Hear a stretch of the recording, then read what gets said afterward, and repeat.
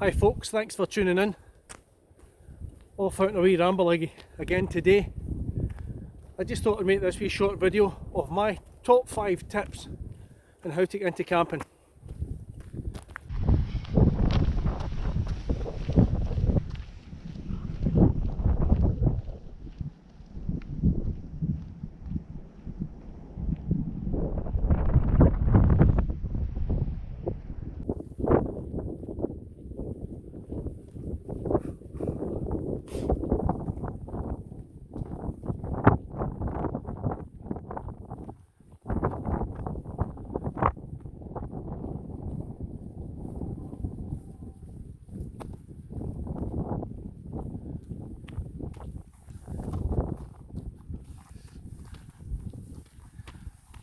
Oh, it's good to be out.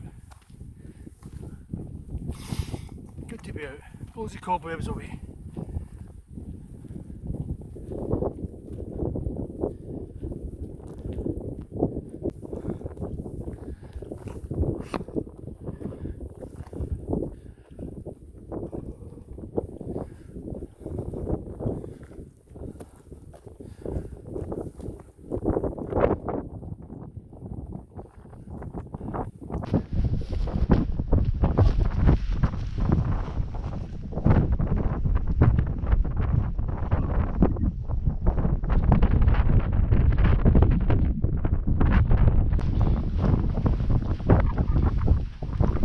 Another wee bit of a pull to get up this hill, head towards the Trig point and Brown Carrick. A wee bit icy under the feet.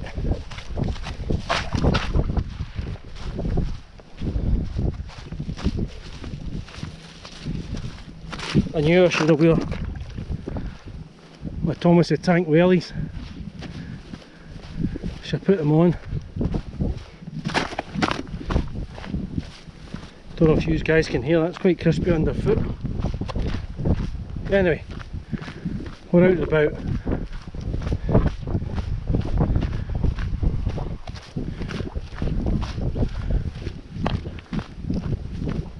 I'll bring you back when I get to the top of this wee hill.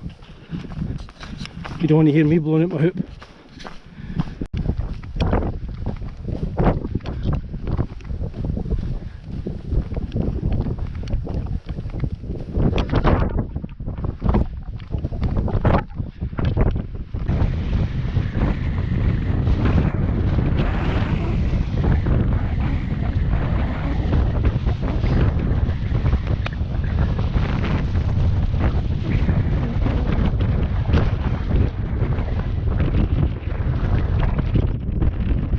287 metres. Well done.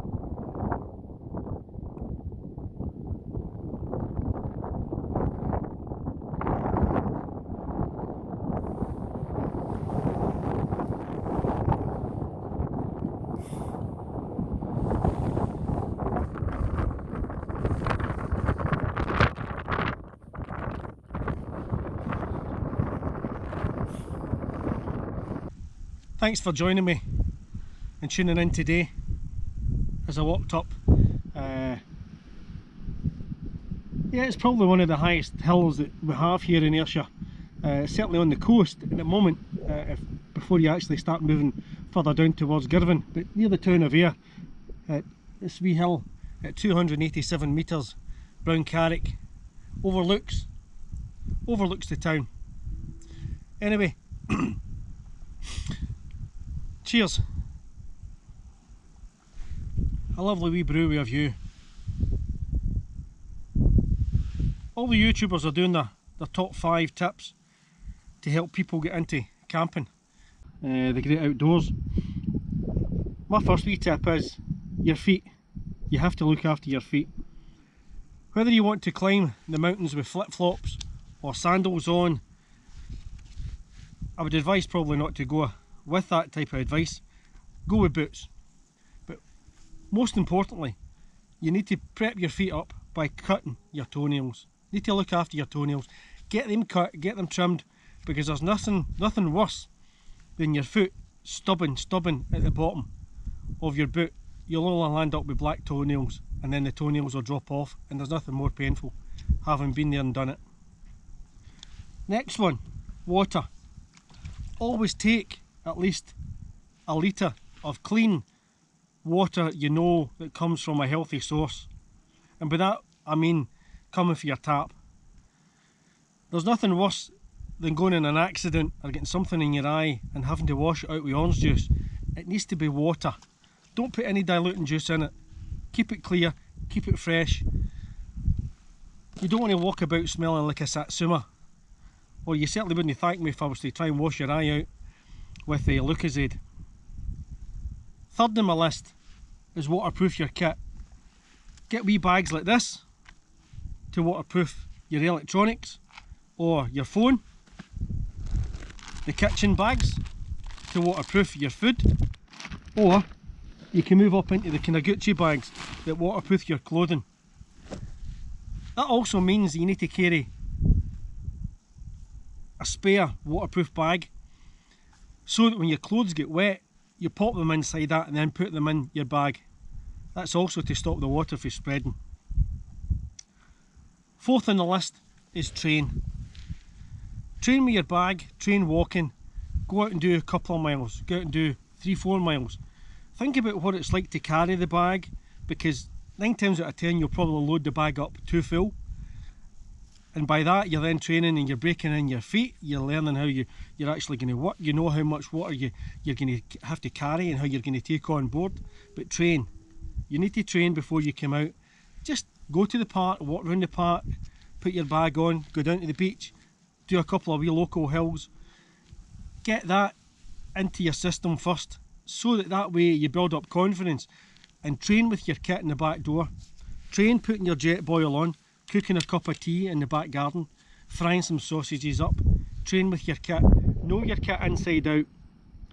Nothing worse than going out into the hulu or the backwoods and all of a sudden you're trying to get something to work and you can't, and it fails on you. Then you'll look like a plum. Last of all, tell people where you're going. Go to Google Maps. You can pin map it and drop them and send it on WhatsApp. I've heard quite a few YouTubers telling people how to do this, but for me they're missing one of the other points, is the ICE cards. You need to carry, everybody needs to carry some sort of information to tell in case of an emergency who you are. It's okay your partner, your friends or your family knowing where you're going to be, but if you're out in the sticks and something happens to you, then whoever goes to find you or comes to recover you, whether you've been in an unconscious condition, they need to know who you are. If you're in any medical, on any medication, any tablets, no point putting penicillin into you if you're allergic to penicillin. That way they can contact the emergency services. Because if you've left contact with your family and friends back home, saying I'm going to be back on Sunday night at 5 o'clock, but something happens to you during the course of that time, then if you carry one of these wee cards in your backpack, then people will know who you are, because it will have your name, your address, your phone number, your partner, your wife or your family's contact details, medication that you're on, if you're allergic to anything, and above all, your blood group. And all it is, you get them off of Amazon, you get them off of eBay, or you can make them up yourself and laminate it, put it inside your bag, carry it at all times. Your ICE card in case of an emergency. Well folks, that's all I've got. Hopefully I've made another wee bit of sense for you. Get out there, get stuck in, enjoy the great outdoors. I'm starting to get back into it again. Every day is a school day. I'm going to finish my coffee, have a look at the view. There's a wee flicker of snow coming here on the west coast of Scotland. Certainly not as bad as the east coast and the poor guys down in the poor folks down in England. down in the Shire down there, England Shire. Yous are getting it quite hard. Hopefully yous can come out of lockdown and everybody can get back out and enjoy the great outdoors. We'll see you soon. Take care.